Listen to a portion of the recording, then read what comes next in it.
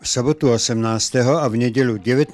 mája sa v areáli základnej školy Gaštanová na Žilinských Solinkách hral pod názvom Veľká cena Žiliny Mamut Cup 2013 turnaj majstrovstiev Slovenska v hokejbale dievčat do 18 rokov. Usporiadateľom tohto turnaja bol športový klub Hogo Žilina. My sme to poňali tak z takého širšieho záberu a dali sme si takú myšlienku, že cez hokejbal na hokej a s hokejom na olympiádu. Preto aj tí partneri, ktorí nás podporujú, vlastne vzýšli z toho, že Slovenská hokejbalová únia, Slovenský zväz ľadového hokeja a Olympijský výbor tak nejak dokopy a baviť sa o tom, že začať musíme u detí. Musíme podporovať deti a mládež a tak sme v rámci sprievodnej akcie vymysleli taký slogán Hurá na sídlisku to tento víkend žije a v rámci tohto podujatia sa nám podarilo sponzorsky tu postaviť takú sprievodnú hokejbalovú alebo teda inlineovú plochu, na ktorej prebiehajú rôzne súťaže, aktivity, exibičné zápasy. Okrem samotného turnaja pripravili organizátori aj množstvo sprievodných akcií, súťaží pre deti a dospelých a exibície. My sme tie súťaže koncipovali vyslovene tak, že sme pozvali aj Mestský hokejový klub, pozvali sme Krasoklub Žilina, aj Figurskating Žilina, aby sa nám nejakým spôsobom prezentovali v rámci svojich aktivít rôznymi súťažami, takže každý ten jeden subjekt si tam robí tie svoje súťaže a popri tom vlastne ešte sú aj také zábavné, možno také generačné rodinné, že strieľa celá rodina alebo strieľa celé družstvo, potom taký mini turnaj rôznych ľudí aj verejnosti, ktorí môžu sa záujemci prihlásiť. Hneď úvodnou exibíciou bol hokejbalový zápas medzi družstvami mesta Žilina a vyššieho územného celku Žilina, kým primátor Žiliny bol aj aktívnym hráčom svojho tímu, žilinský župan Juraj Blanár bol iba v úlohe nehrajúceho kapitána. V prvom rade musím pogratulovať mestu, pretože v závere to bolo lepšie, aj keď sme si zobrali timeout, ale najdôležitejšie, že vyhral šport. A je to skvelé podujatie, ktoré naozaj má byť na podporu športu pre širokú verejnosť, pretože tento hokejbal si môže zahrať hocikto. No a chcem pogratulovať pre všetkým usporiadateľom, že počas svojho voľného času sú ochotní venovať tento čas. My zo strany samosprávneho kraja budeme vždy takéto podujatia podporovať. Stretnutie medzi mestom a Vúckou zahájil slávnostným buli žilinský župan Juraj Blanár. Zo začiatku sa darilo zástupcom kraja. Gólovo sa viackrát presadila hovorkyňa Vúcky Hana Danová. Potom však hráči mesta dokázali obrátiť vývoj zápasu v svoj prospech.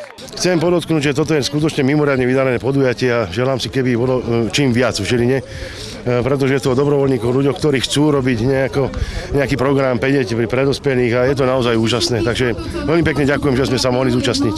Veľkú zásluhu na víťazstve mesta mal primátor Igor Choma, ktorý sám zaťažil konto súperov 4 gólmi. Je jednoduché stať pred bránkou a čakať na dobrú prihrávku. Takáto taktika bola tá naša, takže je to skôr naozaj o tom tíme a tak to má byť. Hokejbalistky SK Hogo Žilina vstúpili do turnaja prehrami 0-8 s Martinom a 0-7 s Kežmarkom. Potom však prišiel historicky prvý úspech mladého tímu žilinských hokejbalistiek a tým bolo víťazstvo 4-1 nad hráčkami Ice Dreamu Košice. Som spokojná s našim víťazstvom, je to prvé víťazstvo v našej histórii aj na tomto turnaji a babi si to zaslúžia. V ostatných stretnutiach Žilinčanky postupne prehrali s Prešovom 0-12, s Pruským 1-8 a so Žiarom nad Hronom 0-4. Boli to majstrovstvá Slovenska do 18 rokov, to znamená, že hrali 15, 16, 17 ročné, 18 ročné baby v tých iných tímoch a my sme mali vyložený najmladší tím, mali sme dievčatá, ktoré sú tretiačky na základnej škole, takže klobúk dole a napriek týmto handicapom, či telesným, vekovým alebo hmotnostným sme dokázali poraziť Košice 4-1, to znamená naše prvé víťazstvo v histórii klubu hokejbalové, takže babám gratulujem a som veľmi šťastný, že vyhrali a som veľmi pyšný na ne. V nedeľu bolo na programe ďalšie exibičné stretnutie, v ktorom mohli diváci obdivovať nielen hru reprezentačného tria Kaša Ladiver Beniač, ale i bývalých hokejbalistov a hokejistov. No tak hralo sa nám celkom dobre, pekné počasie, vyhrali sme a dôležité je, že sme sa nezranili a že sme to prežili. Tak ja si myslím, že tu nešlo o výsledok, tu ide o zábavu, o to, aby ľudia videli že ešte niečo vieme, že nepatríme do starého železa, že trošku zabaviť ľudí. Či už našimi postavami alebo výkonom. Na záver turnaja vyhodnotili organizátori najlepšie hráčky jednotlivých tímov. Z družstva Žiliny si ocenenie prebrala Natália Dzurilová. Osobnosťou podujatia Hurá na sídlisku to cez víkend žije sa stal slovenský reprezentant, majster sveta v hokejbale a úradujúci majster Slovenska Robert Kaša. Generálny manažér Slovenskej hokejbalovej únie Robert Košťál potom odovzdal riaditeľke turnaja Márii Zemiakovej ocenenie za príkladný celoslovenský prínos v hokejbale. Mária Zemiaková poďakovala všetkým športovcom, rozhodcom a najmä dobrovoľníkom z radov športového klubu Hogo, bez pomoci ktorých by sa podobné podujatie nedalo zorganizovať. Myslím si, že bez týchto ľudí by nebolo možné niečo takéto zorganizovať. A som šťastná, že sú v tíme a že reprezentujú našu spoločnosť Hogo, náš športový klub Hogo Žilina a som na nich hrdá a veľmi si vážim ich prácu, ich činnosť a ich odhodlanie, nadšenie. Teším sa z toho, že ich mám v tomto týme a sú skvelí a len vďaka nim sa toto dá robiť.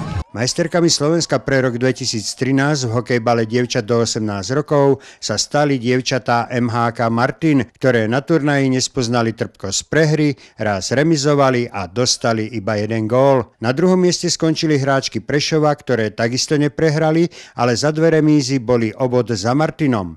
Bronzové medaily si vybojovali hokejbalistky SK 98 Pruské. Vzájomný zápas rozhodol, že pri rovnosti bodov s Pruským obsadili dievčatá Kežmarku až 4. miesto. 5. priečka patrí hráčkam Žiaru nad Hronom, 6. skončili hokejbalistky Žiliny a 7. miesto obsadili dievčatá Ice Dreamu Košice. Šampionát mal perfektný priebeh, ako bol vydarený, vydarilo sa počasie, organizátori preto všetko urobili, samozrejme za podpory mesta Žiliny, takisto za podpory Žilinského samosprávneho kraja. V konečnom dôsledku boli tu pekné sprievodné akcie, ktoré podporili toto podujatie. No to športové zapolenie malo grády, dievčatá ukázali, že sú nastávajúca generácia, ktorá by mohla obhajovať tiež titul majsterek sveta v hokejbale, keď budú raz v dospeláckej kategórii. Direktoriát súťaže vyhlásil aj najlepšie hráčky majstrovstiev. Karolína Krištofová z Pruského sa stala najlepšou brankárkou, Lívia Mišková z Prešova najlepšou obrankyňou, Nikola Rumanová z Martina najlepšou útočníčkou a Martinčanka Miriam Mikesková najužitočnejšou hráčkou turnaja majstrovstiev Slovenska v hokejbale dievčat do 18 rokov.